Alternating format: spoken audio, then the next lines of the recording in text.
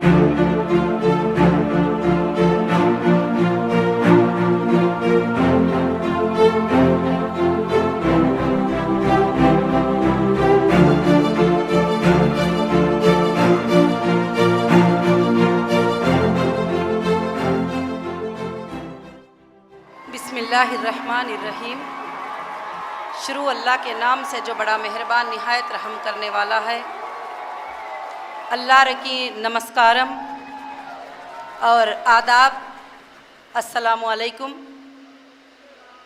आज यहाँ पर पैलेस ग्राउंड में हमारी रैली को देखकर, एमईपी की रैली, आप सब की रैली, आप सब के मोहब्बतों को देखकर बहुत खुशी हो रही है और अपने आप को बहुत ही प्राउड फील कर रही हूँ। सबसे पहले मैं हमारे पार्टी के जो कमिटीज़ हैं, national committees, state committees, district committees और हमारे पार्टी के मेंबर और पार्टी के कार्यकर्ता जो भी है, मैं उन सबको एमईपी में वेलकम कहती हूँ और मुबारकबाद कहती हूँ। और एमईपी ऑल इंडिया महिला एम्पावरमेंट पार्टी, जिसका शॉर्ट नेम है एमईपी, और हमारी पार्टी का स्लोगन है जस्टिस फॉर ह्यूमैनिटी। आज हम सब यहाँ पर मिलकर एक बात को साबित कर दिया है कि ये पार्टी सेकुलर पार्टी है, ये पार्टी जस्टिस फॉर ह्यूमैनिटी के लिए है, ये पार्टी इंसानों के इंसाफ के लिए है। ये पार्टी का सबसे पहला मुद्दा पार्टी का है महिलाएं, देश की महिलाएं, जो आज तक इन महिलाओं के जो हुकूक है वो सही से नहीं मिले, और उसके साथ साथ ये पार्टी का मुद्दा है जस्टिस फॉर ह्यूमैनिटी। मेरे भाइयों और मेरे बहनों, आज मैं आप लोगों को कुछ बातें अर्ज करना चाहती हूँ अपने पार्टी के तरफ से।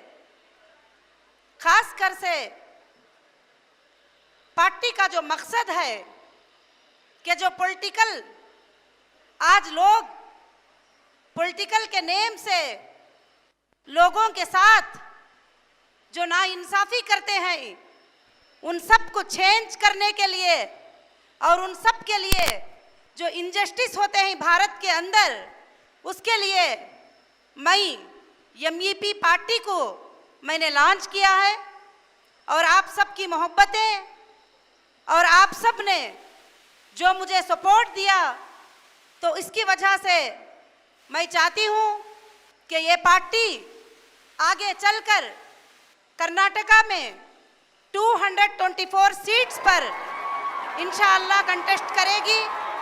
और ये पार्टी सिर्फ हक के लिए लड़ेगी, और ये पार्टी के जो कार्यकर्ता होंगे उनके लिए भी हक की आवाज़ उठाने की दावत देगी। और ये पार्टी भारत के लिए खुशनुमा बनाने के लिए ये पार्टी काम करेगी।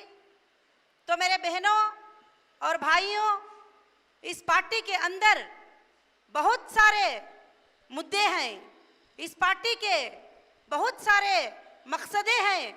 ये पार्टी को इंसाफ के लिए, इंसानों की इंसाफ के लिए हम सबको, आप सब साथ देने के लिए तैयार है। तो मैं इस पार्टी को सेंट्रल तक ले जाकर जितने नाइंसाफियां हमारे साथ होते हैं उन सब के लिए जो है मैं काम करने के लिए तैयार हूं। और मैं, लोग कहते हैं कि कर्नाटक में क्यों आई है, कर्नाटक में क्या करना है, तो मैं आप सब कर्नाटक के जितने भी लोग यहाँ पर आए हैं, मैं उन सब के इंसाफ के लिए आई हूँ। मैं कर्नाटक में नहीं बल्कि देश के हर स्टेट में जाऊंगी और देश के हर स्टेट में मैं इंसाफ की आवाज़ उठाऊंगी। मैं चाहती हूँ कि दब दब कर हम सालों से जी लिए, गुलाम बनकर हम सालों से जी लिए और हमारे ऊपर तरह तरह के जुल्म होते रहे। आज तक जो है खास कर से इंसाफ महिलाओं के लिए नहीं हुई है। और मैं इंशाअल्लाह पूरे महिलाओं को एक दिन लोकसभा में 40%, राज्यसभा में 40% जब तक नहीं बिठाती मैं सोऊंगी नहीं, मैं इस पे काम करती रहूंगी। और मैं आप सब जब साथ देंगे, आप सब कोशिश करेंगे, आप सब इसके लिए मेहनत करेंगे, जो देश के अंदर गरीबों के साथ जो नाइंसाफी हो रही है, उस नाइंसाफी को जब तक दूर नहीं करते हम सांस नहीं लेंगे। गरीबों की इंसाफ गरीबों को दिला के रहेंगे। और हमको जो आज कर्नाटक में एक सर्वे के मुताबिक जो फार्मर के साथ नाइंसाफी होती है, हम उन फार्मर को इंसाफ दिला के रहेंगे।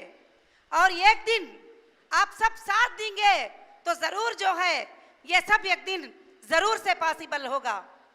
आज लोग कहते हैं कि सिर्फ पॉलिटिक्स है, पॉलिटिक्स में आने का मतलब ये होता है कि लोगों के दिमाग में ये बात बैठ गई है कि सिर्फ पैसा कमाना। मेरे बहनों, मेरे भाइयों, पॉलिटिक्स में आने का मतलब होता है सोशल जस्टिस होता है, लोगों के लिए इंसाफ दिलाने के लिए पॉलिटिक्स में लोगों को आना चाहिए।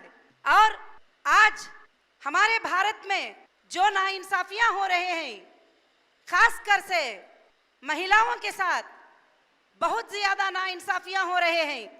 आज महिलाएं कमजोर होते जा रहे हैं।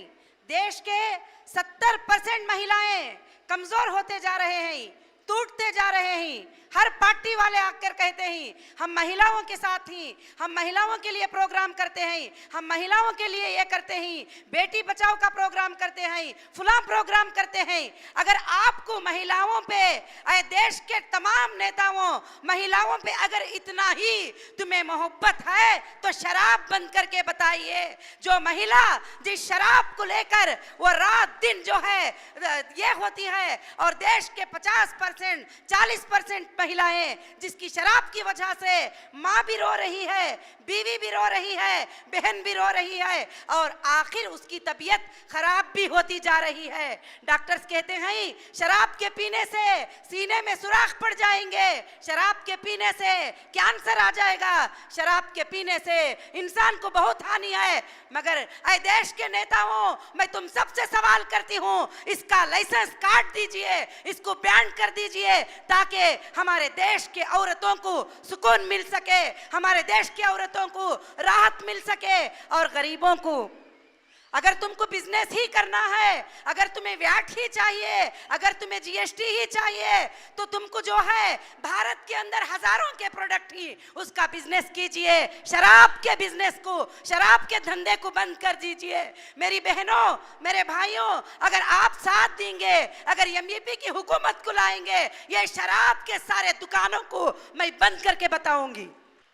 बेटी जब बचेगी, उसका शौहर जब शराब नहीं पिएगा, बहन जब बचेगी जब उसका भाई शराब नहीं पिएगा, माँ जब बचेगी जब उसका बेटा शराब नहीं पिएगा, तो मेरे बहनों, मेरे भाइयों, ऐसे चीजों के लिए ओपनिंग को लिए हमारे नेता जाते हैं। खासकर से मैं क्यों आई हूँ, इन चीजों को इंसाफ दिलाने के लिए। मैं 20 साल से खवातीन के लिए काम की हूँ, महिलाओं के लिए मैंने काम किया है। मैंने उनके रोनों को देखा है। कोई माँ आकर मुझे कहती है बेटा जब शराब पी के घर में आता है तो किस पे हाथ डालता है पता नहीं होता है। नशा की हालत में आए देश के लोगों, आए देश के नेताओं, रोको इस चीज को। अगर तुम इंसाफ वाले हैं, देश के लिए भलाई के लिए काम करते हो, तो ऐसे लोगों, ऐसे चीजों को रोको। और हमको अपने देश में आज एजुकेशनल हमारे बच्चों का 70% खत्म होता जा रहा है। जो गरीब है वो अपने बच्चों को पढ़ाई नहीं पढ़ा पा रहे हैं। जो गरीब है वो लोग अपने बच्चों को बुक्स नहीं दिला सकते। जो गरीब है वो अपने बच्चों को फीस नहीं भर सकते। जो मालदार है वो लोग प्राइवेट स्कूलों में जाकर अपने बच्चियों के लिए जो है जो कुछ है भर सकते हैं, और नेता तो सबसे ऊंचे स्कूलों में पढ़ा सकते हैं। मेरी ख्वाहिश है, मेरा ख्वाब है कि कर्नाटक के total government school private school से भी आला हो जाए, इंटरनेशनल लेवल में जो है स्कूल को बनाया जाए, और हमारे भारत के और हमारे देश के, हमारे स्टेट के बच्चों को एजुकेशनल दे।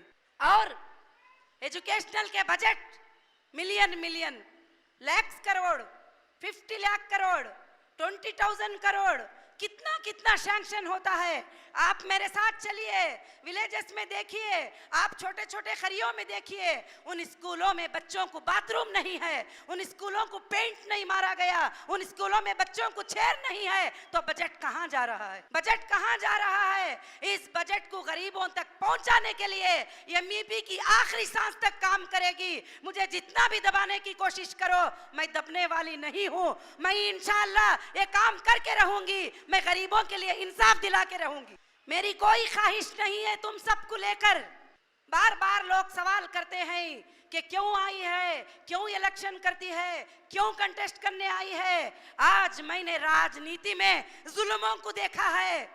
लैंड ग्रैबर सबसे ज्यादा है तो राजनीति के लोग होते हैं, और करप्शन में जो लोग होते हैं तो राजनीति के लोग होते हैं, और धोखाधड़ी में होते हैं तो राजनीति के लोग होते हैं। तो मेरे भाइयों, मेरे बहनों, मैं इस राजनीति के शक्ल को बदलकर इस राजनीति को सोशल जस्टिस की शक्ल बनाना चाहती हूँ। इस राजनीति की शक्ल को एक बेहतर शक्ल बनाना चाहती हूँ। लोग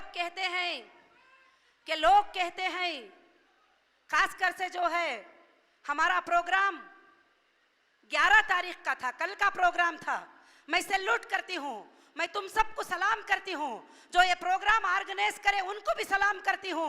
क्यों कि हमारा प्रोग्राम 11 तारीख को था।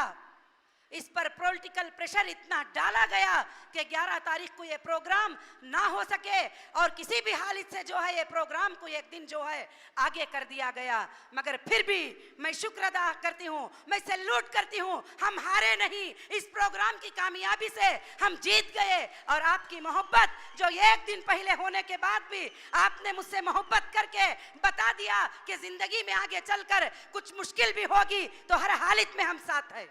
उसके बावजूद भी जब बसेस हमारे कार्यकर्ता के आ रहे थे तो रास्तों में रोका गया, रास्तों में रुकावटें डाले, मगर हम इससे हारने वाले नहीं है। बसों को रोक सकते हो, पैलेस ग्राउंड को रोक सकते हो, मगर भूत में किसी को कोई रोक नहीं सकता। जब तुम वोट करोगे तो इंसाफ के लिए वोट करना।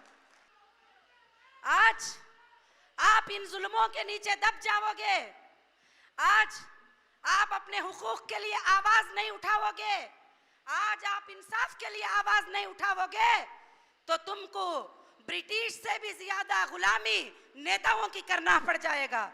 जो कि 70 साल हो गया है भारत को आजाद होकर, आज तक भी मुकम्मल आजादी नहीं मिली है। कहीं ना कहीं नेताओं के हाथ में फंसे हुए ही आप लोग सब। आप निकल कर आइए, आप जस्टिस फॉर ह्यूमैनिटी के लिए ज्वाइन करिए, आप जस्टिस फॉर ह्यूमैनिटी के लिए कोशिश करिए। खासकर से बहकाया जाता है कि तुम मुसलमान हो, तुम हिंदू हो, तुम फलां हो, तुम मुसलमान औरत हो, तुम फलां हो।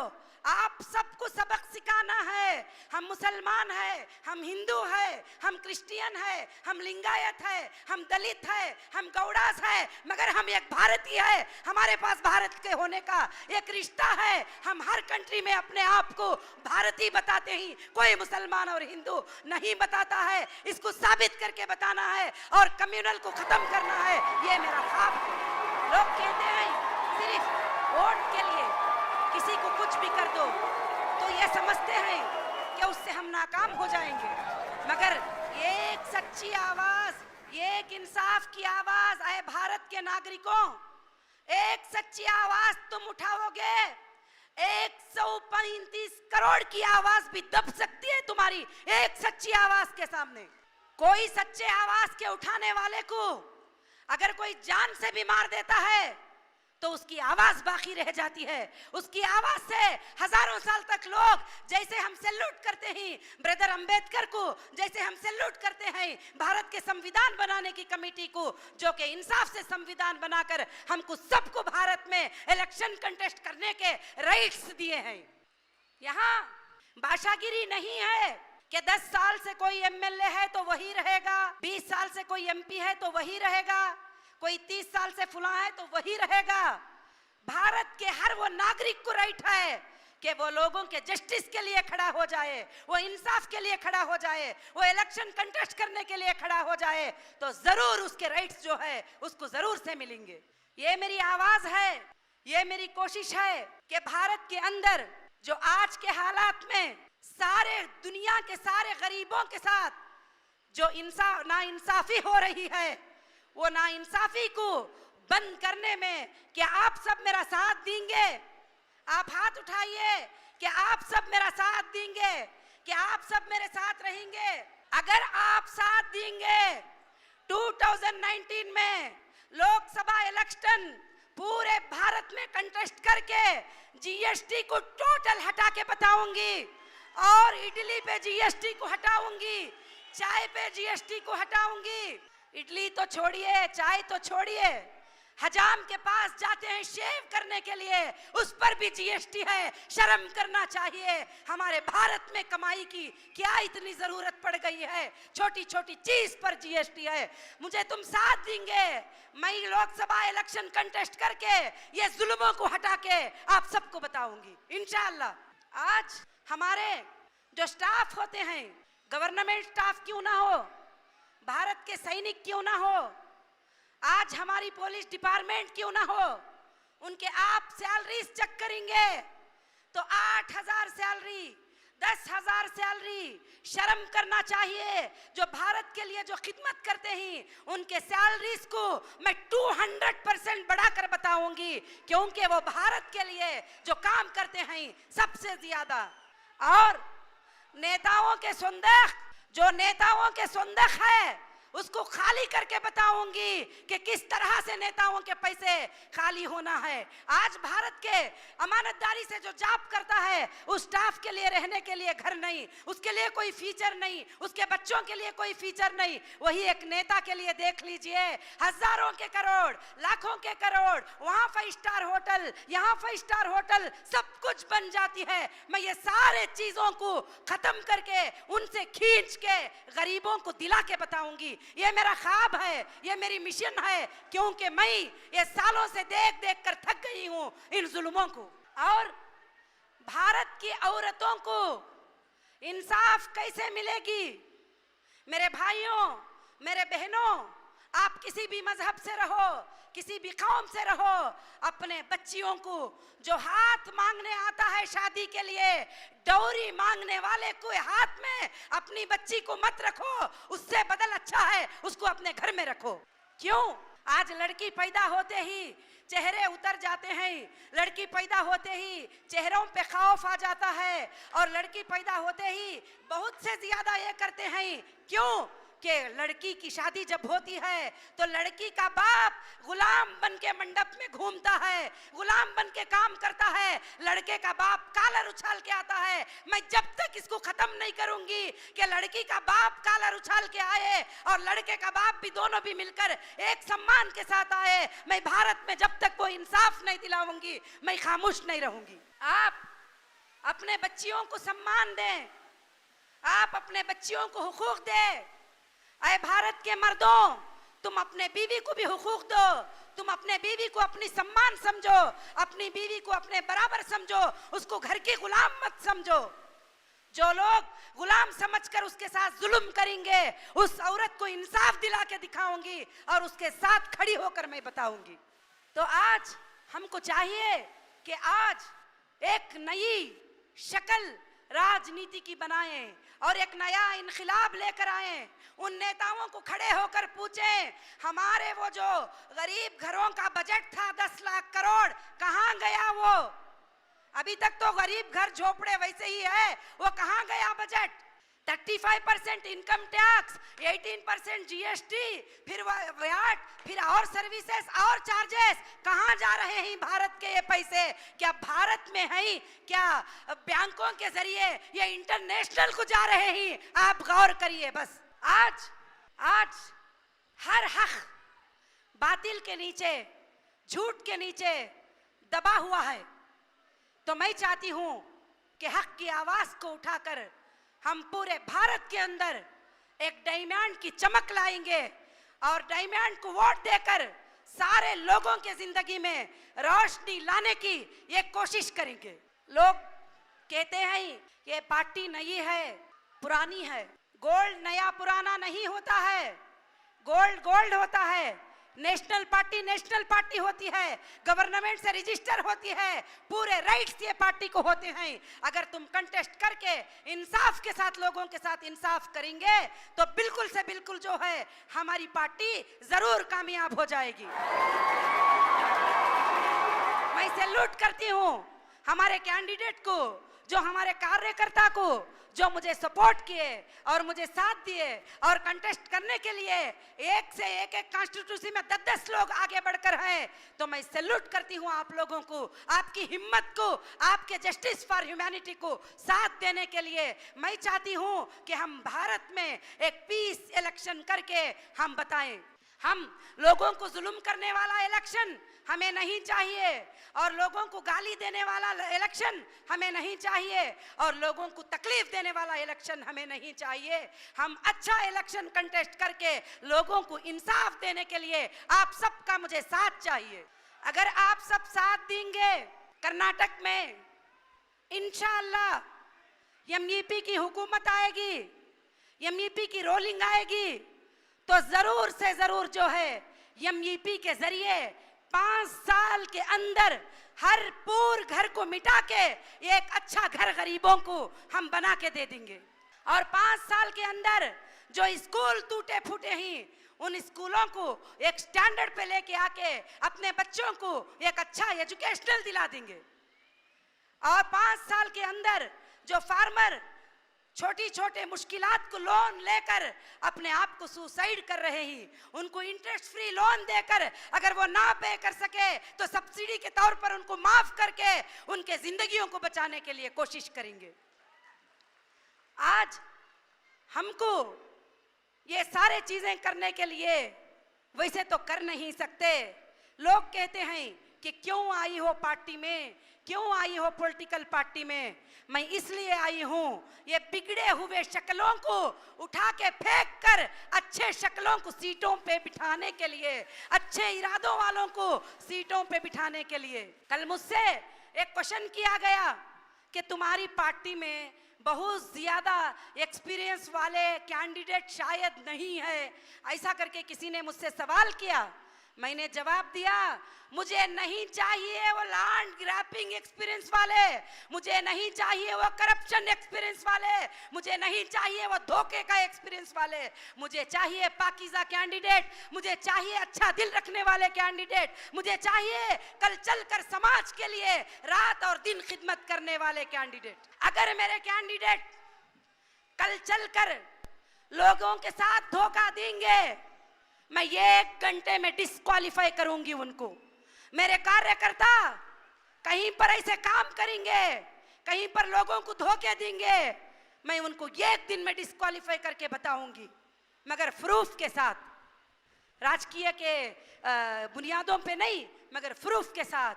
मैं चाहती हूं कि हम सब मिलकर एक अच्छे भारत को बनाएं और हम सब मिलकर एक अच्छे कर्नाटक को बनाएं और हम सब मिलकर हम अच्छे वो ये लेके आके और अच्छे से अच्छे कानून बनाए। और जो कर्नाटक में जो सैलरीज का प्रॉब्लम चल रहा है, जो आंगनबाड़ी के औरतें, मैंने देखा 2-3 हजार औरतें फ्रीडम पार्क में 3 दिन तक 4 दिन तक धरना करे, एक भी नेता को ना उनके खाने का ख्याल था, ना उनके पानी का ख्याल था, ना वो जाकर देखे कि उनका क्या हाल हो रहा है। तो आज हमको चाहिए कि उनकी इंसाफ दिलाए कि 1000 की सैलरी में उनका क्या बन सकता है और 2000 की सैलरी में उनका क्या बन सकता है। तो मैं खास कर से जो है यही चाहती हूँ कि जस्टिस फॉर ह्यूमैनिटी के लिए हम इंशाअल्लाह काम करेंगे, और कर्नाटक में नहीं बल्कि पूरे हिंदुस्तान में काम करेंगे, और पूरे हिंदुस्तान के जो तकालीफ हैं लोगों के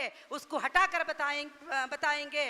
मगर आप सब जब साथ देंगे तो ये कोई भी बड़ा काम जो है दूर का नहीं है। तो मैं इसके साथ साथ जो है अपनी बात को ख़त्म करती हूँ, और मैं जितने भी मेरे कार्यकर्ता, मेरे कमिटीज़ यहाँ पर आए हुए हैं, और पुलिस डिपार्टमेंट और मीडिया डिपार्टमेंट और जो सिक्योरिटी डिपार्टमेंट है, मैं उन सबको सलाम कहती हूँ और सैल्यूट करती हूँ कि उन्होंने जो है हमारे प्रोग्राम का ध्यान रखा और हमारे प्रोग्राम का ख्याल रखा। लोगों, मुझे आप सब ने फ़ोन किया था कि एक दिन में कैसे पॉसिबल होगा, तो ये पॉसिबल होगा। मैंने कहा कि एक दिन 24 घंटे बहुत ज्यादा टाइम है, क्योंकि रात के 11 बजे हमको परमिशन का अनाउंस होता है, सिर्फ 1-9 तारीख बीच में होती है। मैंने तुमसे कहा था एक दिन बहुत बड़ा टाइम है, तो आप देख लीजिए एक दिन कितना बड़ा टाइम है। इसलिए इलेक्शन के लिए भी 2 महीने टाइम है, बहुत ज्यादा टाइम है। ये सोचकर आप काम करिए, हम सक्सेस और कामयाब होके रहेंगे। और उसके साथ साथ मैं जो पैलेस ग्राउंड का जो परमिशन दिए उनके लिए भी मैं थैंक्सफुल हूँ, वो कमेटी के लिए भी मैं थैंक्सफुल हूँ। एक दिन पहले क्यों ना हो उन्होंने हमें परमिशन ग्रांट किया, और उसी के साथ यहाँ के चीफ मिनिस्टर साहब के लिए भी मैं थैंक्सफुल हूँ कि उन्होंने इस परमिशन को ग्रांट किया। और थैंक यू। जय हिंद, जय कर्नाटका।